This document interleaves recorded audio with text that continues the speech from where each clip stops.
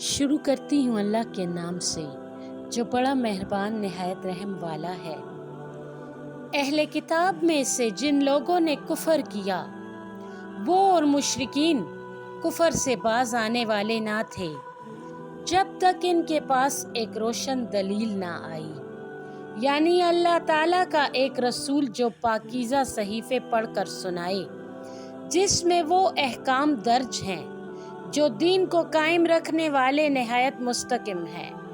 اور اہل کتاب نے واضح دلیل آ جانے کے بعد اس میں اختلاف کیا، حالانکہ ان اہل کتاب کو یہی حکم دیا گیا تھا کہ وہ لوگ خالص اعتقاد کے ساتھ اللہ تعالیٰ کی بندگی کریں، یکسو ہو کر اور نماز کی پابندی کریں اور زکوٰۃ دیں، اور یہی سچا سیدھا دین ہے۔